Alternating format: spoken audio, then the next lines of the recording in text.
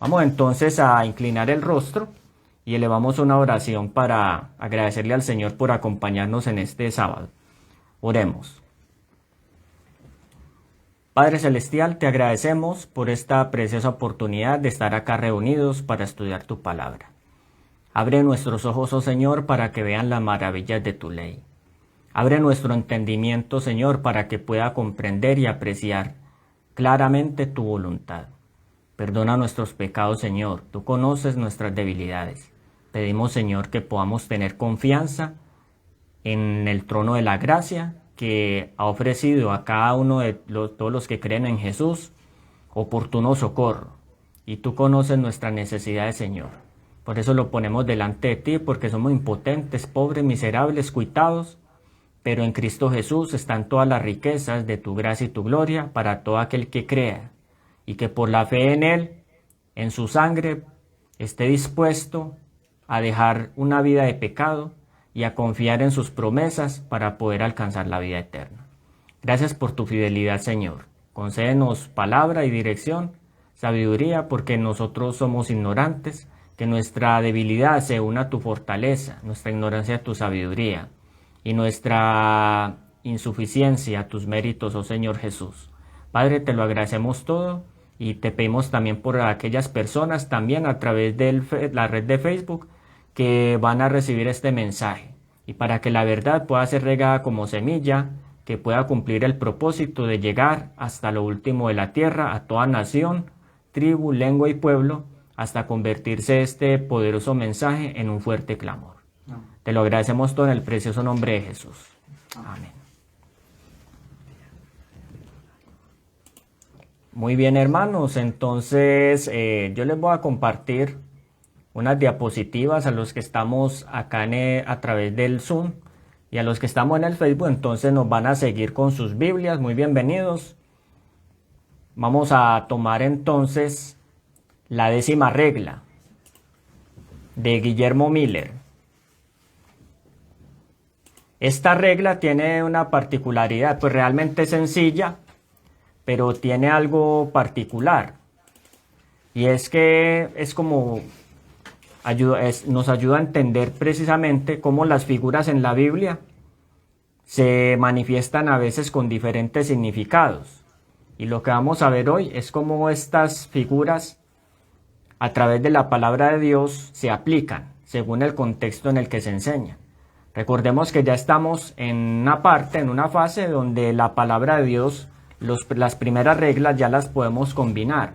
No necesitamos llenarnos de fórmulas. La palabra de Dios es tan sencilla que sencillamente lo que hicimos al expresar estas reglas fue dar la oportunidad para que se nos facilitara el estudio de la Biblia. Son sencillas de comprender y a través de ellas, cuando ya las podemos comprender, vamos a ver que se nos va a facilitar mucho el estudio de las Sagradas Escrituras. Entonces es muy importante que entendamos las figuras como tal.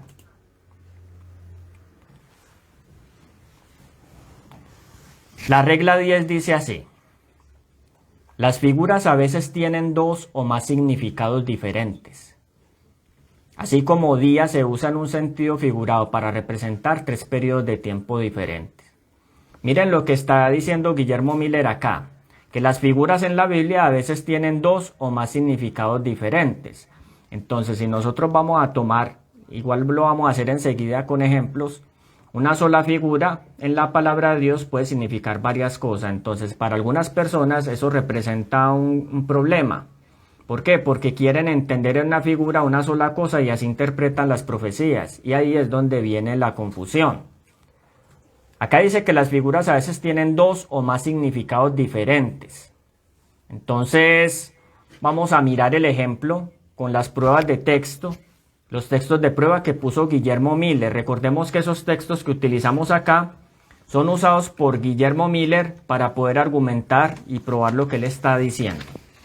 Las figuras a veces tienen 2 o más significados diferentes. Entonces vamos a mirar los textos de prueba.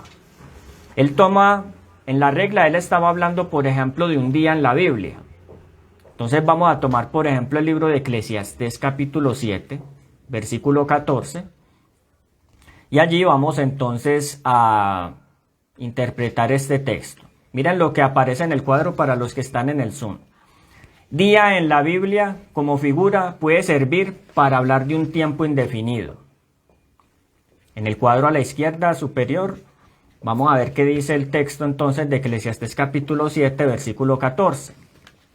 En el día del bien, goza del bien, y en el día del mal, considera. Dios también hizo eso delante de lo otro para que el hombre no descubra nada después de él. En el día del bien goza del bien y en el día del mal considera. Entonces, cuando nos está hablando acá de día, ¿cómo podemos entender nosotros ese día?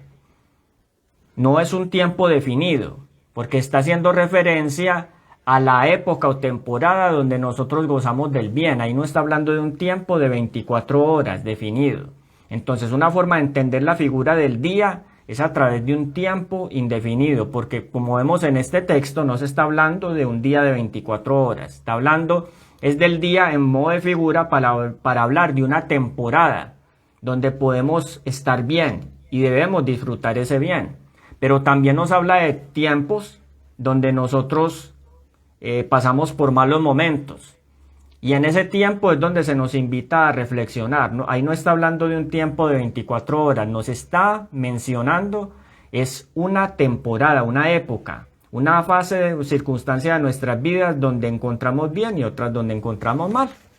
No es difícil de entender el texto. Pero también hace referencia al tiempo como un día por año. Ezequiel capítulo 4, versículo 6. Y cumplidos estos, te acostarás otra vez sobre tu lado derecho, le dijo Dios a Ezequiel.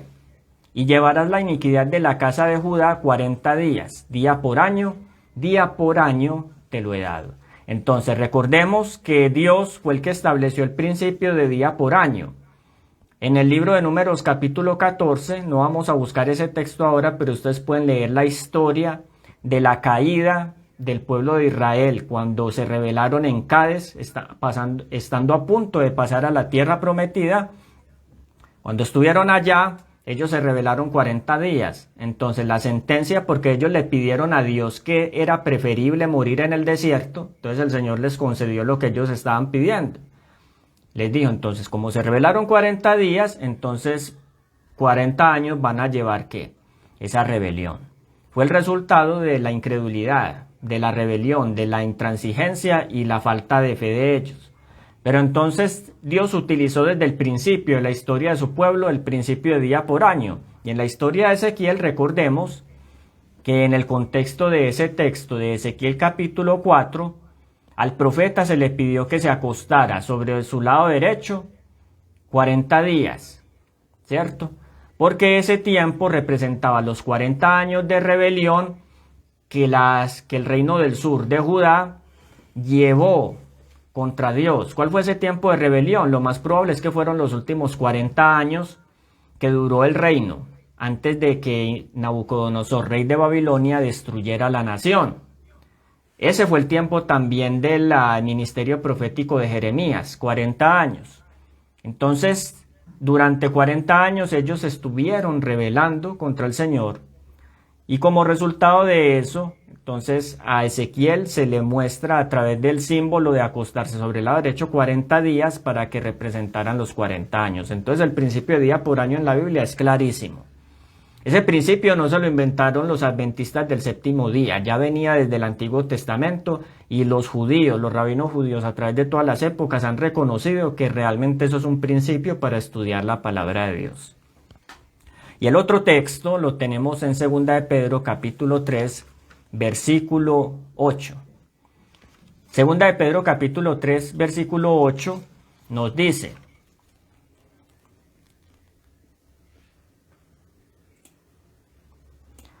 Mas, oh amados, no ignoréis esto, que un día delante del Señor son como 1000 años, y 1000 años como un día. Este texto es importante, porque nos muestra que cuando en la Biblia se habla de día, puede estar hablando de 1000 años. Pero muchos malinterpretan esto, porque dan a entender que día representan 1000 años en periodos definidos. Pero si nosotros queremos entender esto, vamos a ver que acá también está hablando de un tiempo indefinido. ¿Por qué? Porque el apóstol Pedro en este versículo, él está diciendo, amados, no ignoréis que un día delante del Señor son como 1000 años. Es decir, el tiempo para el Señor no es como para nosotros. No es que Él no tenga periodos definidos de tiempo, sino que Dios habita en la eternidad. Y eso significa que para Él el tiempo no representa lo mismo que para nosotros. Lo que quiere decir 2 de Pedro capítulo 3 versículo 8 es que para nosotros 1000 años son un periodo muy largo. Pero para Dios, ese periodo de 1000 años es como un día. Realmente para Dios no representa eso nada de largo. ¿Por qué? Si Él ha vivido toda una eternidad. Entonces realmente para Él no representa un periodo tan largo. Entonces es un tiempo indefinido, pero nos está hablando utilizando el término día figurado para hacer referencia a lo que representan 1000 años para Dios. O sea, si nosotros estuviéramos en el lugar de Dios, 1000 años se nos pasarían como un día. Eso es a lo que hace referencia el apóstol Pedro, y por eso nos lo coloca de esa manera. Porque muchas personas malinterpretan este texto y entonces quieren hacerlo decir lo que él no está diciendo. Entonces para muchos la creación, interpretan esto por ejemplo como un día figurado en la creación. Y lo que pasa con eso es que quieren hacer entender como que la creación y la evolución van de la mano. Que así como la evolución fue un periodo de formación de la Tierra de millones de años, concuerda con la Biblia al hablar de 7 días. 6 días de creación y 7 días y el séptimo día como día de reposo, haciendo referencia a que no es un tiempo literal. Por lo tanto, la creación no tiene fundamento, que la semana literal no tiene fundamento en la creación. Entonces hablan de 6000 años de creación. Entonces quieren hacer aparecer esto de esta manera, pero es muy delicado porque eso es limitar el poder de Dios. Cuando nosotros leemos algunos textos de la Biblia para entender la grandeza y la majestad de Dios, como los que están en el libro de Isaías, y ya los vamos a mirar, aunque no es parte del tema, pero realmente al ver esto nos damos cuenta que no hace referencia, que Dios no necesita 6000 años para crear las cosas. Y eso es lo que vamos a mirar enseguida. Entonces vamos a mirar más ejemplos respecto a esto. Vamos a tomar por ejemplo una figura en la Biblia, el árbol. El árbol puede representar en la Biblia, puede tener 3 significados y con toda seguridad podemos encontrar más. El árbol hace referencia a un individuo como tal, a una persona del pueblo de Dios o digámoslo miembro de iglesia. El árbol también puede hacer referencia a una iglesia, a la iglesia de Cristo, o el árbol en la Biblia también puede hacer referencia a un gobierno. Entonces yo voy a tomar inicialmente un texto que está en el libro Conflicto de los Siglos, página 315. Y vamos a utilizar el espíritu de profecía, pero hay varios textos en la Biblia, y si ustedes usan la concordancia, van a comprender, porque hay muchos textos en el Antiguo Testamento que hacen referencia, por ejemplo, a la iglesia de Cristo, al pueblo de Dios, como una higuera. Pero entonces ahora vamos a tomar esto y les voy a dejar sencillamente como tarea que puedan usar la concordancia y busquen higuera. Y van a pasar por la Biblia poniendo esa palabra, con esa palabra higuera en los textos que encuentren. Recuerden que ahora es más fácil tener una concordancia. Si ustedes no la pueden tener física, ustedes pueden utilizar una concordancia electrónica. ¿Cómo? Se bajan una aplicación de la Biblia en su celular que tenga concordancia o que tenga la lupita, que es ese buscador que aparece siempre en los programas. Por ejemplo, hay una concordancia de una aplicación muy buena, yo se las he recomendado a través de este medio y ahora los que están en el Zoom, se llama My Bible o Mi Bible en inglés, ¿cierto? Y esta aplicación tiene concordancia, comentarios, diccionarios. Yo les voy a dejar, una vez les dejé el enlace, pero a los que puedan y quieran les puedo pasar otra la información para que lo coloquen. Y allí, cuando ustedes colocan en la lupita el buscador la palabra higuera, van a encontrar todos los textos de la Biblia que habla de higuera. Entonces van a comenzar a leer texto por texto y van a sacar su conclusión si realmente la Biblia habla de la higuera como un árbol. Eso cada uno lo debe hacer por sí mismo. Entonces, en el conflicto de los siglos, página 315, nos dice: Jesús vio su iglesia, semejante a la higuera estéril, cubierta de hojas de presunción y sin embargo carente de rica fruta. Se observaban con jactancia las formas de la religión, mientras que faltaba el espíritu de verdadera humildad, arrepentimiento y fe, o sea, lo único que podía ser aceptable del servicio ofrecido a Dios. En lugar de los frutos del espíritu, lo que se notaba era orgullo, formalismo, vanagloria y opresión. Era aquella una iglesia apóstata que cerraba los ojos a las señales de los tiempos. Esta es una de las lecciones más duras que hay en la palabra del Señor respecto a la condición de la iglesia, tanto en los días de Cristo como en nuestros días. Jesús vio en su iglesia una higuera estéril. Recordemos que Jesús en una ocasión, él pasó con los discípulos al lado de una higuera, buscó fruto en la higuera y no lo encontró. Entonces él maldijo a la higuera y la higuera al otro día se secó. El apóstol Pedro le dijo: uy, Señor, la higuera que maldeciste se ha secado.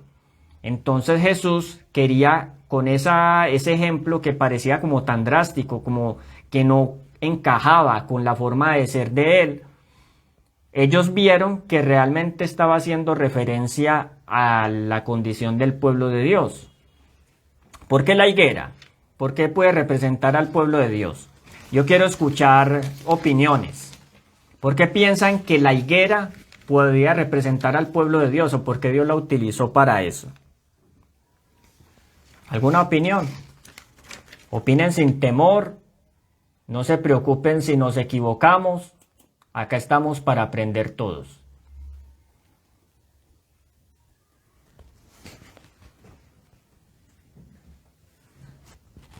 Buenas tardes, Pilar. Te escuchamos. Pues pienso de lo que tú hablabas acerca de la higuera. O sea, cuando en el principio el Señor le dio nuevas vestiduras a Adán y Eva, ellos se cubrieron con higuera. Así También es. se cubrieron. Entonces Dios le hizo vestiduras, y en el caso de lo que se habla, o sea, esas higueras tienen un significado de pecado, de esconderse en el pecado, de no estar bien, a diferencia de la otra vestidura que da Dios, que es Correcto. un corazón de carne, un corazón dispuesto a obedecer a Dios. Ok, correcto. Muchas gracias, Pilar, por tu aporte.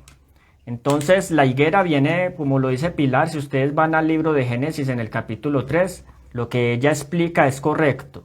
La higuera fue usada por el hombre como un medio para ocultar su vergüenza, su culpabilidad, ¿sí? Entonces, una iglesia semejante a una higuera estéril es precisamente eso, una iglesia que trata de ocultar bajo un manto de santidad su culpabilidad, su pecado, que era una condición muy propia en los días de Cristo y también en la iglesia en los últimos días. A muchos les duele esto porque piensan que cuando se está hablando de esta manera se está atacando a la iglesia, pero sencillamente la palabra de Dios muestra la condición humana real que existe ahora en nuestras iglesias. Vamos a escuchar entonces otra opinión. Bueno, con respecto a la higuera, cuando el Señor la maldijo porque no da fruto, entonces tiene una relación con el pueblo de Dios, o sea, porque muy espirituales, compartimos en la iglesia, pero la cuestión es que no damos frutos. ¿Qué son los frutos? Los frutos son el carácter de Cristo reflejado en nuestras vidas. O sea, nos llenamos mucho de formas, de salimos, pero nuestra experiencia con Cristo es nula.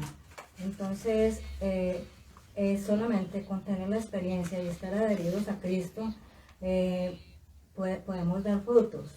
Y son frutos, ¿para qué? Para salvación, no solamente por nuestra vivencia, sino también porque lo que estamos estudiando y lo que estamos aprendiendo lo estamos compartiendo y lo estamos viviendo. Entonces no solamente es de palabras, sino también en nuestras obras, en nuestro carácter, es lo que Dios quiere de nosotros. Entonces, por eso, porque muy bonito, ir a la iglesia cada 8 días, los sábados, estar en las formas religiosas, muy bonito, pero Cristo no estaba por ninguna parte. Así mismo pasó con los fariseos. Muy bonitos, iban a la iglesia, cumplían la ley de Dios a cabalidad, pero desechaban al más importante, a Cristo. Y eso es lo que está pasando ahora. Muy bien, le agradecemos entonces por la opinión. Le agradezco a mi mamá por su opinión. Y es verdad, realmente está mostrando una condición actual. Y la higuera era la mejor forma, por lo que había expresado Pilar también, que representa precisamente cubrir la culpabilidad. Eso fue lo que sucedió al principio. Entonces vamos a continuar con el ejemplo del árbol. Vamos a tomar entonces el árbol. Habíamos hablado de la higuera. Ya Pilar, a través del Zoom, nos había compartido la experiencia que habla precisamente de la higuera estéril, ¿cierto? Pero entonces, en este momento vamos a mirar los textos del Espíritu de Profecía que nos hablan en cuanto a esto. Entonces, voy a leer este texto que está en el libro La Educación, página 159, párrafo 1 y 2. La Educación, página 159. Educación, página 159, párrafos 1 y 2. En la historia de la antigua Babilonia tenemos una ilustración de esta verdad. El verdadero propósito del gobierno nacional se le presentó al rey Nabucodonosor bajo la figura de un gran árbol, cuya copa llegaba hasta el cielo y se le alcanzaba a ver desde todos los confines de la tierra. Su follaje era hermoso, su fruta abundante y había en el alimento para todos. Debajo de él a su sombra se ponían las bestias del campo, en sus ramas anidaban las aves del cielo. Esta figura, la figura del gran árbol, muestra el carácter de un gobierno que cumple el propósito de Dios, un gobierno que protege y edifica a la nación. Entonces, cuando nos está hablando acá de gobierno, de árbol, hace referencia a ¿qué? A un gobierno que protege y edifica a la nación. Para poder entender esto un poquito más, vamos a mirar el texto de donde se tomó esto, que es el libro de Daniel. El libro de Daniel, capítulo 4, el sueño del rey Nabucodonosor. Daniel capítulo 4, vamos a leer los textos. No vamos a leer todo el capítulo por el tiempo. Ustedes van a ver que en la historia el rey Nabucodonosor tuvo un sueño y en el sueño él vio un gran árbol. Nos dice respecto a lo que el rey le explicó a Daniel en el versículo 10, estas son las visiones de mi cabeza cuando estuve en mi cama. Daniel 4:10. Me parecía ver en medio de la tierra un árbol de gran altura. Este árbol creció y se hizo fuerte. Su altura llegó hasta el cielo y se lo podía ver desde los extremos de la tierra. Su copa era hermosa y su fruto abundante y había en el alimento para todos. Versículo 12. A su sombra hallaban abrigo las bestias del campo y en sus ramas anidaban las aves del cielo y de él se mantenía toda carne. Entonces, él vio en la historia que cuando estaba observando este árbol se dio una orden. Y la orden fue que se cortara el árbol. Entonces, cuando ya se le dijo en el sueño que se debía cortar el árbol y que eso debía ser por 7 tiempos, entonces el rey Nabucodonosor, él se asustó y él despertó así, ¿cierto? Preocupado. Cuando él llama a Daniel, entonces Daniel, Dios le dio espíritu para interpretar precisamente las visiones y ahí le dice al rey respecto al árbol, versículo 20. El árbol que viste, le dice Daniel, que crecía y se hacía fuerte, cuya copa llegaba hasta el cielo y que se podía ver desde los extremos de la tierra, de hermosa copa y abundante fruto, que daba alimento para todos. y abrigo para las aves bestias del campo y las aves del cielo eres tú mismo, que creciste y te hiciste fuerte, pues creció tu grandeza y ha llegado hasta el cielo y tu dominio hasta los confines de la tierra. Sí, entonces el árbol grande está representando a un rey poderoso, a un gobierno fuerte. Entonces la idea que está acá en el libro La Educación es correcta, hace referencia a un gobierno fuerte, un gobierno poderoso, porque un árbol grande es frondoso y sus ramas protegen y cubren la faz de la tierra, ¿cierto? O sea, lo que hay abajo. Entonces, acá es muy importante que nosotros podamos entender esto. Vamos entonces a continuar. Entonces ya vemos que árbol, higuera, representa ¿qué? Iglesia, ¿cierto? El pueblo de Dios. Pero también entendemos que que árbol representa ¿qué? Gobierno fuerte. Miren que ya lleva dos significados. Pero hay más de eso. Vamos a mirar.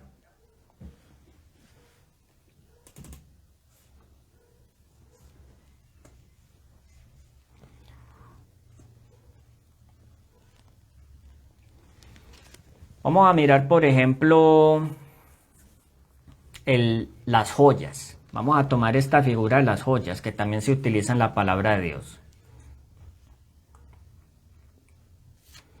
Entonces, usted en el libro Palabras de Vida del Gran Maestro, en la página 88, hay un texto que dice: la tesorería que guarda las joyas de la verdad está abierta para todos. ¿Cuál es la tesorería que guarda las joyas de la verdad? ¿Cuáles son las joyas de la verdad? Ahí está haciendo referencia a las joyas como que la verdad, o sea, la palabra de Dios, ¿cierto? Nosotros sabemos que la Biblia es figurada en ella misma como que, como una joya, como oro, ¿cierto? Por ejemplo, nosotros lo podemos encontrar en el libro de Salmos. Vamos al libro de Salmos capítulo 19.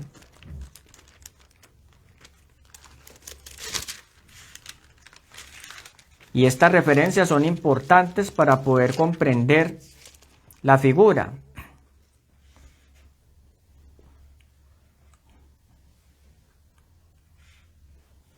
Salmo capítulo 19 nos dice respecto de la palabra de Dios: el temor de Jehová es puro, que permanece para siempre. Los juicios de Jehová son verdad todos justos. 19:9. 19:10. Son más deseables que el oro, más que el oro muy afinado y más dulces que la miel del panal. Hace referencia a la palabra de Dios comparándola con ¿qué? Con el oro, más deseable que el oro incluso. Entonces es muy importante que entendamos que joyas en la palabra de Dios, o oro, piedras preciosas, hace referencia a ¿qué? Según este texto, a la Biblia. Pero también hay que entender que joyas, le damos la bienvenida a Cassandra que nos está acompañando, también hace referencia a otra cosa. Vean por ejemplo lo que dice en el libro Conflicto de los Siglos, página 616, párrafo 4.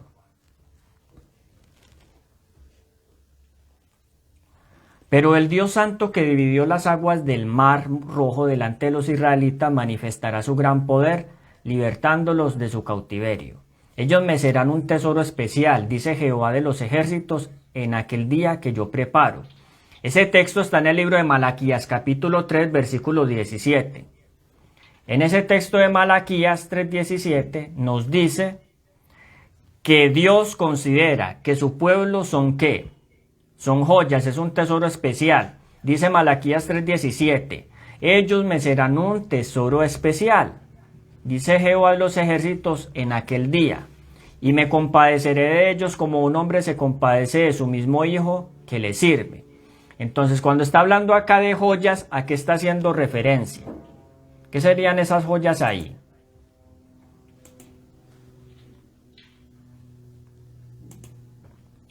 ¿Qué serían esas joyas?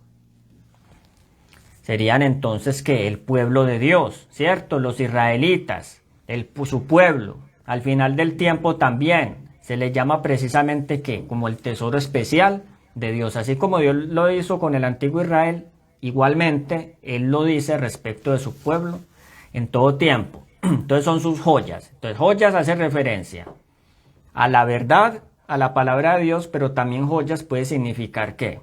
El pueblo de Dios, porque es algo preciado, es algo precioso, así como la palabra de Dios tiene un alto valor, incalculable, más deseable que el de las joyas, que el del oro. Igualmente, el pueblo de Dios tiene un valor incalculable. Es precisamente eso para Él, algo que tiene demasiado valor. Y esto, querido hermano, es para que nosotros lo tengamos en cuenta, porque nosotros tendemos, por causa del pecado, a desvalorizarnos y a despreciar a los demás. Por eso ustedes ven que Jesús dijo en una ocasión, que si alguno hace tropezar a uno de estos mis pequeños, es mejor que se pusiera una soga en el cuello y con una piedra de molino y se tirara al mar. Porque el valor de un alma no tiene precio para Dios. Por eso es que la obra del Evangelio es tan importante. Por eso es que el Señor nos ha ayudado también a hacer, por ejemplo, este esfuerzo para poder tratar de alcanzar a la gente. Porque nos ha mostrado el valor que tienen cada una de las personas, tanto ustedes los que nos están acompañando acá a través del Zoom, como aquellos que nos ven a través del Facebook, y todas estas personas que pueden ser, alcanzadas precisamente a través de estas redes. Dios desea alcanzar a sus hijos fieles, sinceros. No todos quieren servirle a Dios de corazón, pero Dios sí conoce a los suyos. Y precisamente para eso es que es el ministerio evangélico, para tratar de alcanzar y recolectar esas joyas. Por eso no podemos considerar con indiferencia esa obra. ¿Por qué? Porque precisamente lo que estamos viendo acá, según el texto de Malaquías, es que el valor de un alma es de un precio incalculable. Entonces, ¿cómo no considera Dios la pérdida de una persona?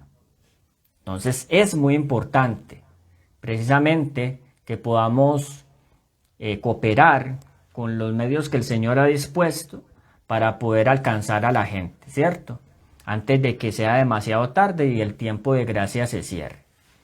Acá hay otro texto que está en el libro de Primeros Escritos, página 69, el párrafo 2. Dice acá: el Señor me mostró que una gran obra debe ser hecha en favor de su pueblo antes que pueda subsistir en la batalla en el día del Señor.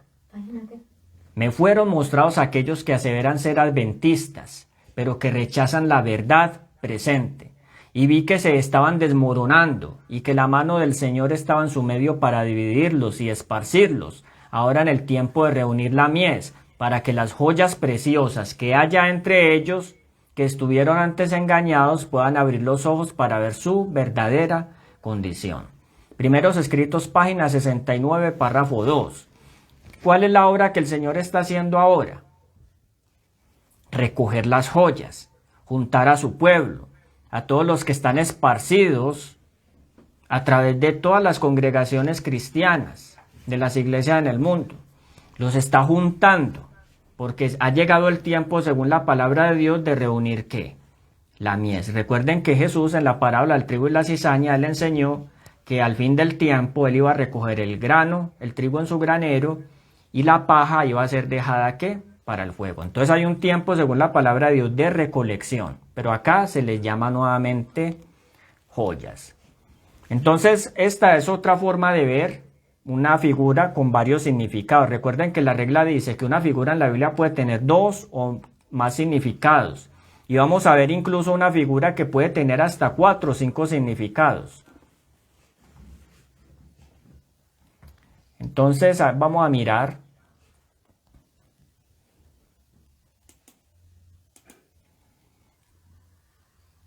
Vamos a mirar esta otra figura y con esto terminamos. El león. ¿Qué representa el león? Nosotros decimos usualmente lo primero que nos viene es Babilonia, ¿cierto? Pero vamos a mirar que el león en la palabra de Dios representa varias cosas. Puede representar a Babilonia, pero también puede representar a Siria. Puede representar a Judá o también a Satanás. Y también puede representar al mismo Señor Jesucristo. Vamos a leer entonces Jeremías capítulo 50, versículo 17. Jeremías capítulo 50, versículo 17. Nuevamente los invitamos, si tienen algún comentario, algún aporte que lo puedan compartir, aprovechemos antes de que termine la reunión o si hay alguna inquietud para que podamos resolver antes de que se termine esta sesión. Listo. Y los invitamos nuevamente a compartir los enlaces de estos videos. Igual ellos quedan grabados en el Facebook. Si alguno no tiene la oportunidad de verlos, lo puede hacer posteriormente y compartirlo con otras personas. Los invitamos a que participen con nosotros en la obra de compartir el Evangelio. Jeremías capítulo 50, versículo 17. Dice lo siguiente. Oveja descarriada es Israel. Leones lo dispersaron. El rey de Asiria lo devoró primero y Nabucodonosor, rey de Babilonia, lo deshuesó después. ¿Qué representa león acá? Babilonia y Asiria. Asiria fue el primer león que deshuesó el país y que devoró el país, y Nabucodonosor, rey de Babilonia, lo deshuesó después, ¿cierto? Entonces acá vemos una referencia. Entonces, león es Asiria, en la Biblia también puede significar Babilonia. Génesis capítulo 49, versículo 9. Cachorro de león es Judá. Génesis 49, 9. Cachorro de león es Judá. De la presa subiste, hijo mío. Se encorvó, se echó como león, así como león viejo. ¿Y quién lo despertará? ¿Qué es león? En este versículo, Judá, el cuarto hijo de Jacob. Por eso es que esta tribu como símbolo en sus estandartes usaba un león. ¿Por qué se toma a Judá como un león? Porque tenía las características del león. Principal entre sus hermanos, de carácter fuerte. También vemos por la historia de Judá que era una persona noble. Recuerden que cuando José en Egipto le colocó la copa en el costal a Benjamín para probar a sus hermanos, Judá fue el que se atrevió a exponer su propia vida para salvar al muchacho. Obviamente el que tenía la copa tenía que pagar la sentencia, pero entonces Judá le pidió a José, y ustedes lo pueden leer en los últimos capítulos de Génesis, no, déjalo ir y más bien yo me coloco en su lugar, yo daré mi vida, más bien, pero déjalo volver, porque si él no vuelve donde su padre morirá, porque ya murió su hermano. O sea, la historia pues de que José había muerto. Nosotros sabemos que no era así, pero entonces Judá fue un intercesor, alguien noble. Entonces tenía las características de un león: nobleza, fuerza, firmeza. Entonces por eso, cuando ustedes ven una figura en la Biblia, no es que Dios arbitrariamente se la colocó así para asignar a alguien por identificarlo, sino que es que realmente es porque esa persona o esa nación tenía las características de un león. Y lo hizo así para que nosotros lo podamos identificar con más facilidad. Por lo tanto, las figuras deben facilitar la interpretación, el estudio de las realidades que Dios nos quiere enseñar. Otro texto, 1 de Pedro capítulo 5, versículo 8, muy conocido. ¿Quién sería el león acá? Sed sobrios y velad, porque vuestro adversario el diablo, cual león rugiente, anda alrededor buscando a quien devorar. ¿Por qué hace referencia a Satanás como un león rugiente? Cuando el león está rugiendo es porque tiene hambre. Esa es una de las características. Cuando está rugiendo también es porque está buscando territorio. ¿Sí? Porque se encuentra con un rival, otro macho, y entonces el rugido le va a mostrar al otro quién es el más fuerte. Y nosotros sabemos que el enemigo tiene una contienda para destruir al pueblo de Dios. Por eso ustedes ven que en el libro de Apocalipsis capítulo 12 nos dice desde el versículo 11: y ay de vosotros moradores de la tierra, porque vuestro adversario el diablo ha descendido con gran ira sobre vosotros, sabiendo que tiene poco tiempo. El león también tiene una característica que no es, no parece compatible como con lo que es un león.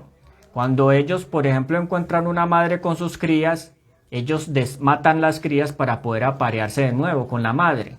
Y lo hacen para poder establecer sus propios genes. Pero entonces eso muestra su carácter depredador. El enemigo anda como un depredador. Él está buscando devorar, deshuesar. ¿A quiénes? Al pueblo de Dios. Es al que quiere destruir. Y finalmente, Apocalipsis capítulo 5, versículo 5, nos muestra la otra representación de lo que significa esto. Apocalipsis capítulo 5, versículo 5. Y uno de los ancianos me dijo, no llores, he aquí el león de la tribu de Judá, la raíz de David, que ha vencido para abrir el libro y desatar sus 7 sellos. ¿Quién es aquí el león? Cristo Jesús, el león de la tribu de Judá, la raíz de David. Hace referencia al Salvador, porque nuestro Señor venía de la tribu de Judá, y ya vimos que Judá era representado por un león, pero también él tenía las características del león, el rey del bosque, ¿cierto? El jefe de la manada, el fuerte, la fortaleza del león. Vamos a ver en otros temas que no hacen parte de esta serie, uno que se llama el rugido del león más adelante, donde vamos a ver cómo la voz profética está representando las órdenes de Cristo y sus propósitos, como se tienen que cumplir en el último mensaje. Se lo representa rugiendo como un león. Claro. Entonces, si es así, vamos a cerrar. Por lo tanto, hermanos, para concluir entonces, recuerden que la palabra de Dios, cuando ustedes estudian la profecía, uno tiene que ser diligente a la hora de buscar, porque un símbolo, una figura, puede significar varias cosas al mismo tiempo. Y si uno no toma esta regla, entonces uno puede entrar en una confusión. ¿Por qué? Porque puede darle una interpretación a un texto de un modo que Dios no lo quiso verlo así. Entonces eso es muy importante. Así como tuvimos la oportunidad de ver en unos estudios pasados, donde en el primer estudio donde hablamos de las figuras, creo que era la regla 7, donde hacía referencia precisamente al significado de las figuras. Pero hoy, como estamos viendo que las figuras tienen varios significados, entonces en esa lección también vimos que la figura representa precisamente un significado literal. ¿Cierto? Es un símbolo, pero que por sus características nos explica claramente un acontecimiento, una persona, una circunstancia o algo que esté revelando en su palabra. Y recuerden que las figuras, para terminar, es la forma más clara en la que Dios nos puede mostrar cómo es que Él ve las cosas. Cuando Él ve, por ejemplo, una nación de la tierra como una bestia feroz, ¿qué nos dice eso respecto a lo que Dios piensa de las naciones de la tierra? ¿Qué nos dirían? A ver. Si Dios ve a una nación de la tierra y dice que es una bestia, ¿qué significa? Pongámoslo así de una forma más personal y más cotidiana. Ustedes ven a una persona y le dicen que es una bestia. ¿Por qué le dirían ustedes a alguien que es una bestia? A ver, los escucho. ¿Por qué le dirían a alguien que es una bestia? Opinen sin miedo. Es como un depredador. A ver, vuelvo y los escucho. Entonces, ¿por qué? Vamos a escuchar a Sandra. Vuelvo y escucho.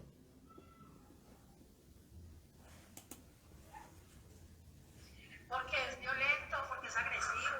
Violento, agresivo. Usted es una bestia, o sea, es un tipo violento, es alguien que está dispuesto a destruir a otro, ¿cierto? Entonces miren que la figura está diciendo eso, y a ver qué nos dice Pilar. ¿Por qué? Le prende el micrófono. A ver, Pilar. Porque es reactivo. Reactivo. De manera impulsiva. Impulsivo, o sea, no piensa, no razona, sino que de una vez se abalanza a destruir, o a golpear, o a insultar, o a dañar. Muy bien, o sea, le falta razón, porque las bestias no tienen razón. Entonces, les agradezco por su opinión. Es muy importante entender eso. También acá, por ejemplo, había escuchado otra opinión, a este lado. Depredador. Porque es depredador la persona. O sea, mejor dicho, vas a hacer daño. Entonces, no le puede decir eso. Entonces, esa referencia de bestia, precisamente lo que quiere es mostrar a otra persona cómo es la forma en que ustedes lo identifican, que tiene ciertas características que, como ustedes no se las pueden decir todas en ese momento, lo resumen en una sola palabra: bestia, ¿cierto? Cecilia puso una- Entonces es muy importante que nosotros entendamos eso, hermanos, porque es que no, precisamente eso es lo que Dios hace.